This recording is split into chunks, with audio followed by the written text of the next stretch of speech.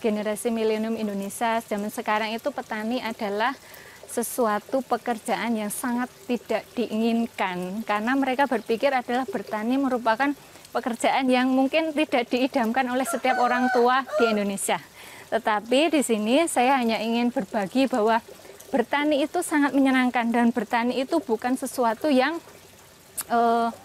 tidak layak, tapi ini bisa dilihat bertani yang modern, bertani yang istilahnya kita bertani yang bersih tetapi memiliki kualitas yang sangat bagus gitu.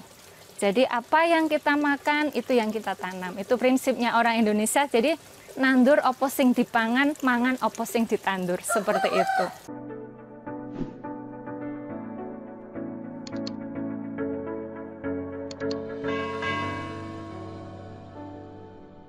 Selamat pagi. Selamat datang di greenhouse kami di Sedayu. Kami dari SR Hydroponic Sedayu.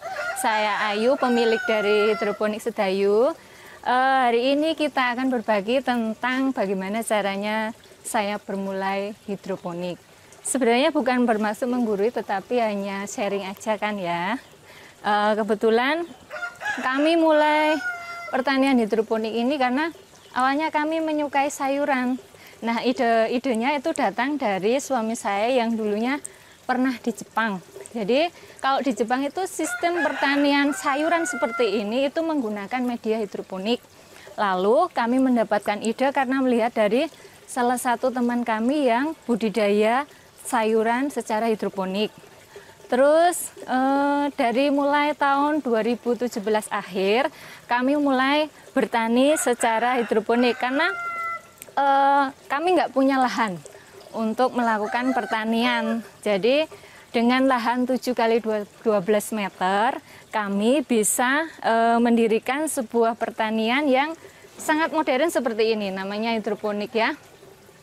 Apa saja sih yang diperlukan untuk hidroponik? Pertama yang kita perlukan adalah greenhouse. Greenhouse itu merupakan tempat atau rumah dari tanaman-tanaman yang kita tanam hari ini gitu. Terus media yang digunakan untuk membuat greenhouse adalah yang pertama itu ada plastik UV. Terus nanti kita bisa, kalau kita mau berhemat, kita bisa pakai besi kayak gini, atau bisa pakai bambu, atau bisa menggunakan baja ringan gitu. Tetapi tergantung kebutuhan ya. Terus kemudian adalah yang dibutuhkan lainnya adalah guli. Guli itu ini. Guli trapesium itu lebih bagus dipakai untuk bertani secara hidroponik karena air yang relatif lebih stagnan gitu ya. Jadi ini lebih bagus dipakai daripada yang bulat. Sebenarnya pakai bulat pun nggak apa-apa itu, tetapi menggunakan yang seperti ini lebih recommended. Terus yang berikutnya adalah media yang dipakai adalah rock wool. Rock wool itu adalah media pokok yang dipakai untuk menanam atau untuk pembibitan sampai panen seperti ini. Jadi secara garis besar hidroponik itu pertanian dengan menggunakan media air tanpa tanah ya.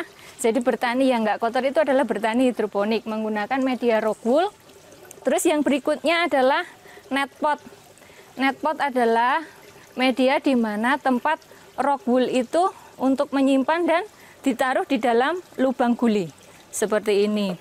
Terus proses yang pertama itu pembibitan. Pembibitan yang pertama itu selama kurang lebih 3 hari bisa diletakkan di tempat yang lembab atau di ruangan seperti di dalam rumah yang kondisi udaranya lembab. Lalu setelah 3 hari daunnya sudah mulai tumbuh 2 atau 3. Nah seperti itu. Ini adalah usia 4 atau 5 hari. Nah seperti itu. Terus nanti setelah daunnya sudah mulai 3 atau 4 seperti ini, kita bisa letakkan atau pindahkan ini ke dalam net pot. Lalu dimasukkan ke pipa yang jarak lubangnya lebih rapat. Itu untuk tempat pembibitan.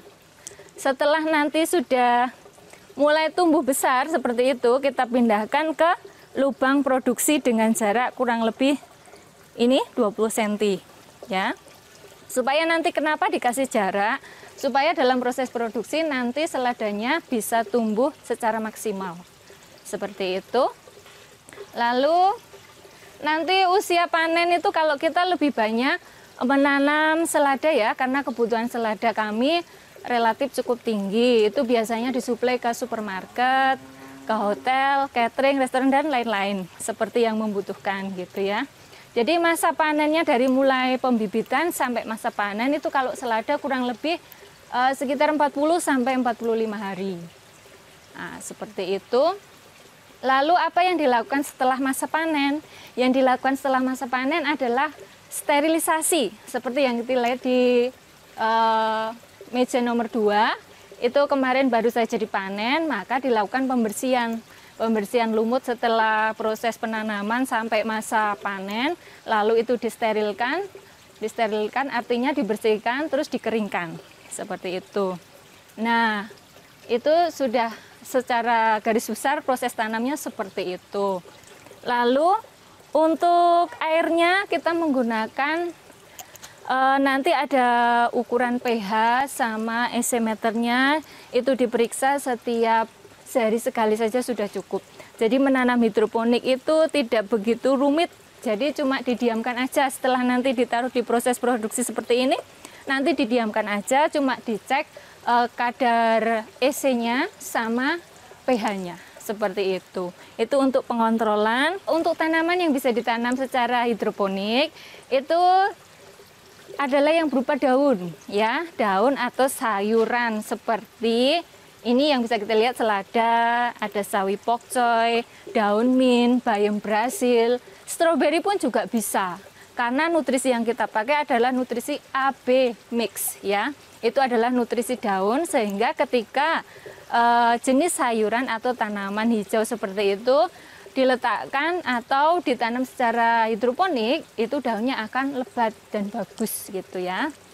Tapi ya itu tadi dengan syarat tiap hari kita harus kontrol tingkat EC yang dibutuhkan sesuai dengan jenis tanamannya. Kalau untuk kita ini karena ukurannya tidak terlalu besar ya, jadi cuma 7 kali 12 meter lahannya, terus panjang pipanya adalah 6 meter, terus setiap meter itu berisi lubang kurang lebih 29. Jadi 29 pun nanti tidak diisi full. Paling nanti setiap meja ini isinya maksimal itu 250 sampai 300. Seperti itu. Nah, itu setiap panen gitu biasanya langsung dikirim ke Superindo, supermarket Jogja Semarang sama area Jogja lah gitu ya.